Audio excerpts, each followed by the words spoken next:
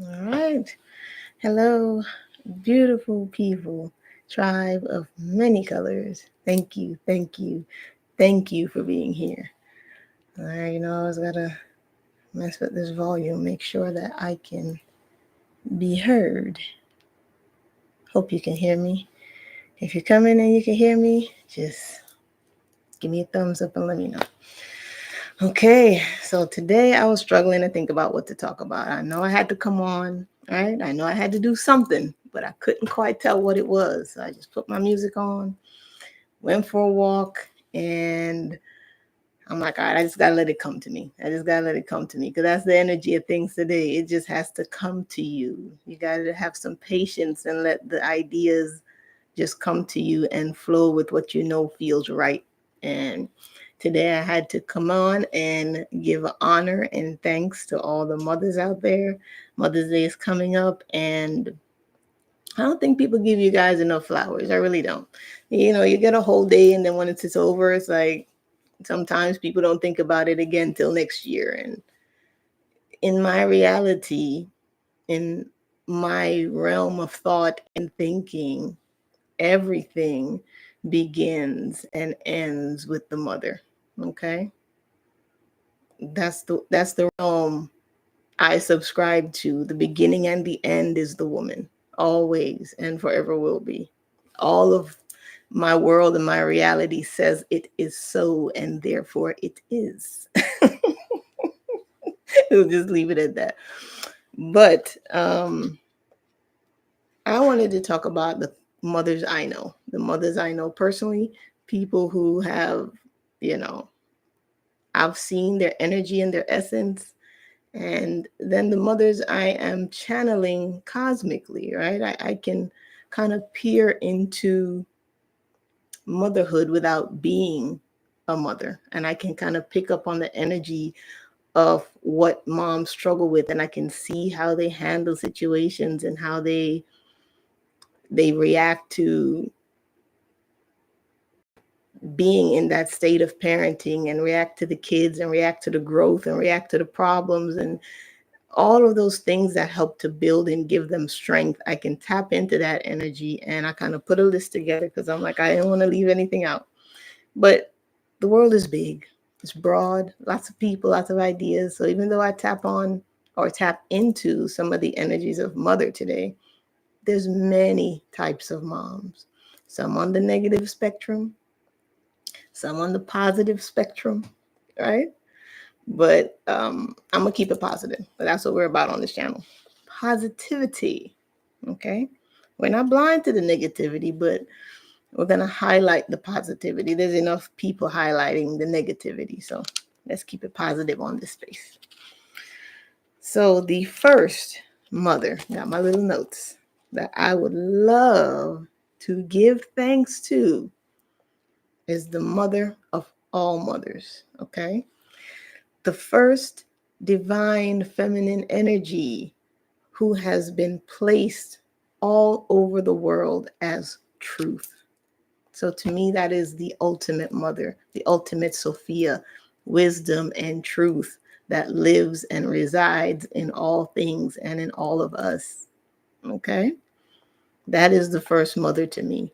And when lately I've been getting the image of just this big bang, and my guides keep telling me that even though people talk about the big bang being the beginning of creation, I'm also seeing the big bang as being something that got fractured, splintered, spread out, which was truth. And the culmination of that creates the divine feminine energy. And there's a point where truth was fractured, broken, and it resides in all these spaces and all these different people in different types of philosophies and schools of thought. There's a little bit of truth in all of it, and there's a little bit of truth in all of us. And when we can collectively see it for what it is, we restore the divine feminine energy, right, into what it was always meant to be, which is the guiding light that guides us back to the heart space. So cannot start anything. I cannot start anything without giving the utmost thanks to the first mother. Okay. Now, I have a list of other mothers here I love to celebrate. The first one I have is the patient mother. Oh, I love the patient mother. The patient mother, you are able to let your kids find their way, right? You don't get in the way of them exploring life, developing their own thoughts and opinions about things. You're patient enough to handle their growing pains, right? You're patient enough to handle their need to question everything, even when it pisses you off, even when it irritates you, even when it's annoying to you. You dig deep and you find the strength to be patient with your children. And you allow them to learn about their world, right? You allow them to learn about the space they're in and ask a tremendous amount of questions, and you don't fault them for that. You give them room to grow, learn, and explore who they are and why they're here. Um, you allow them to make mistakes, right? That's a big part about being a patient mother is you understand that deep learning and deep wisdom comes from making mistakes, and you don't fault them for it. You guide them through the mistake. You encourage them to that it's okay to make mistakes just as long as you learn from them. That's what's important, right? You're not painting an unrealistic world for your kids and saying they can't make mistakes about anything. You give them room to do that. And you're really able to handle their intense emotional changes, their ups and downs, the way they react to the world and its hardships, and how they react to their own emotional stability and mental stability and finding their way in the world. You give them so much room to be, to love, and to grow. And because of that, I celebrate you, the patient mother. Okay, next on my list, I have the responsible mother. Now, this mom, ooh-wee, she puts her kids first every single time. Okay? She doesn't always have time to kick it, talk on the phone for hours, hang out all the time. She's always letting you know, listen, I got to go do this with my kids. I got to pick my kids up here. I got to take my kids here. You are always there for them with what they need. Okay? You do what you have to do to make sure they're always taken care of. Okay? If you got to hold down 2 jobs, if you've got to homeschool, if you've got to pack lunches, if you've got to create play dates, if you've got whatever it takes for them to have everything they need to be good, you know what I mean? To be really good. You will exhaust yourself to do that for them. You will deny yourself your own pleasures and your own needs and your own wants first to show up for your kids. Okay? That's the responsible mom.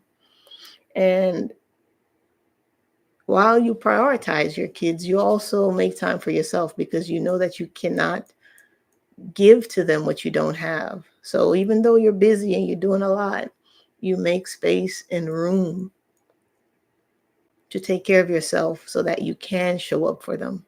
Okay? Love the responsible mother. She always got to go. Those kids always need something. She's got to go. The next one I have is the educated mother. And I love the educated mother because she learns life with her kids so that there is no disconnect. And I love when that came through from the guys because you keep yourself in a flow state of always learning and growing with your kids. What's important to them is important to you. What they love, you try to understand, even if you don't like it. And that helps you to be relatable because you know it's important if you're going to be a good mom that you need to be able to relate to your kids. So you keep up with the trends, you keep up with the lingo, what's important to them so that you can spot if anything's going to go wrong before it does. educated mom, she educates herself to teach them. So you realize that even if there's things you don't know, okay, you're going to learn it. You quickly become also the research mom. You research everything. If it means that you get to relate to your kids and know what they need and anticipate their needs, you're going to learn it. And you do a lot of research to make sure you're always evolving and growing and being a great mother. Okay, you want feedback. You want to know, hey, am I doing a good job? What can I do better? How can I best show up for you? So those are the ways of an educated mother. Okay, and you love to learn about how to love more, how to heal more, and how to just show up for them with all of what they need. You prioritize that. Um, what I have here, she tries to anticipate your needs and prepare them ahead of time. So I mentioned that before, but a part of being the educated mother is to you kind of try to know what your kids need ahead of time and just be there for them so that they're not lacking in anything. So I celebrate you, educated mother.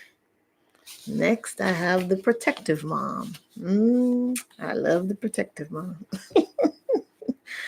The protective mom has to know your friends, who you're hanging out with, where you're going, who's going to be there.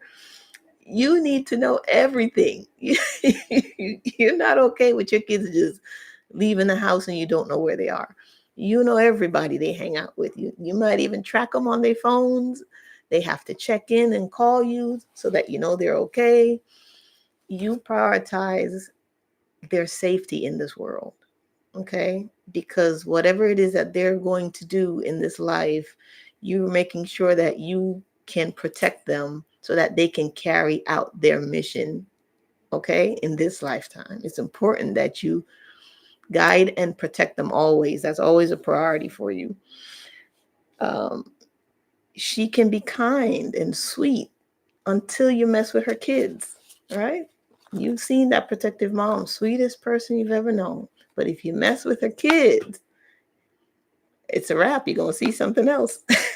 You might not know it was there. Don't mess with her children. That's the mama bear energy, right? She's like, you can stay and watch from a distance. Look at what we do, but don't look at my kids wrong. Don't talk to my kids wrong. Don't blame my kids for things they didn't do. She's showing up to the school. She's, you know, talking to the teachers. She's involved, especially when it comes to how her kids are being treated. You are not going to mistreat the kids of a protective mother. Absolutely not. Her role is to show strength, show tenacity, show fierceness so that her kids will always see what that looks like, because that's something that they need to see for the future. They need to remember how that protective mother showed up for them so that in instances where they become parents, they can see how that's done, right? She's firm, but she's fair. I like that.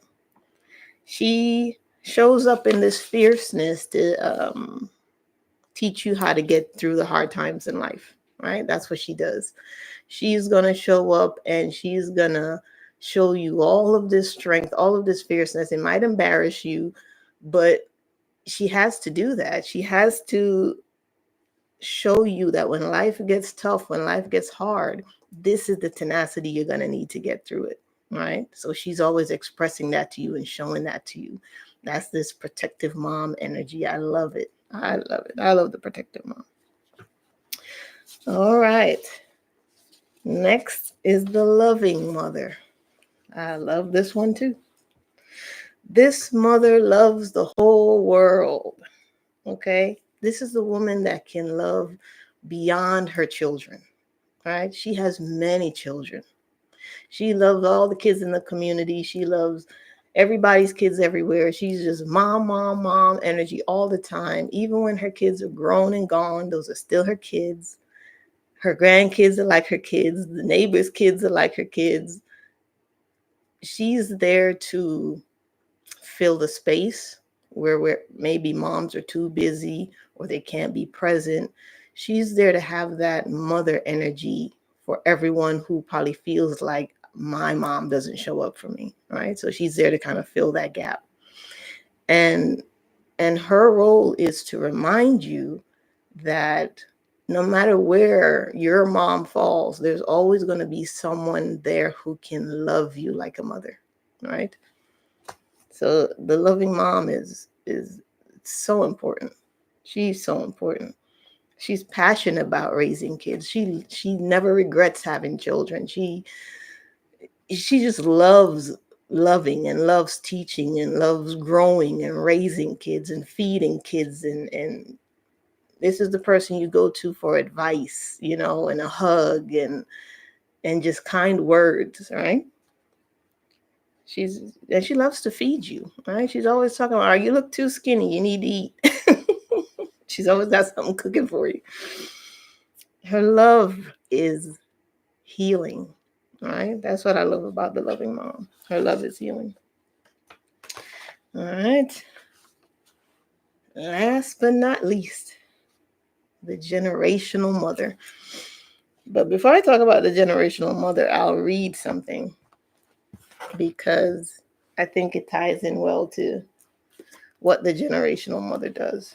And this is the book I usually read from sometimes. It's called Book of Virtues. Let's see if you can see it. For Young People by William J. Bennett. Sometimes I read from this book. It's got some good stuff in there. So this is called The Bridge Builder by Will Allen Drumgoole. This poem speaks of each generation's responsibilities to its successors. All right, let's get into it. An old man going a lone highway came at the evening cold and gray to a chasm vast and deep and wide, through which was flowing a sullen tide. The old man crossed in the twilight dim. The sullen stream had no fears for him, but he turned when safe on the other side and built a bridge to span the tide. Old man, said a fellow pilgrim near, you are wasting strength with building here. Your journey will end with the ending day. You never again must pass this way. You have crossed the chasm deep and wide. Why build you the bridge at the eventide? The builder lifted his old gray head. Good friend, in the path I have come, he said, there followeth after me today a youth whose feet must pass this way. This chasm that has been naught to me, to that fair-haired youth may a pitfall be. He too must cross in the twilight dim. Good friend, I am building the bridge for him. I love that. I love it. What that speaks to me is the responsibility we have to the next generation to be better, to do better, to love better, to heal better, to feel better, right? To experience this world in a better way. And that's what leads me to the generational mother, because that's what she does. This mother, she looks out for the next generation. Everything she does, everything she thinks, everything she creates, she keeps in mind the next generation, right? What's best for them, how to heal the next generation. She makes sure her children will have something to contribute in this life and leave behind some legacy for the next generation to come, right? She builds a bridge of understanding, love, and healing, and understands the importance of working together to restore love, loyalty, and truth on this planet. So that's the generational mother. She's a lot like the great mother because she encompasses everything, the love for all of us from beginning to end.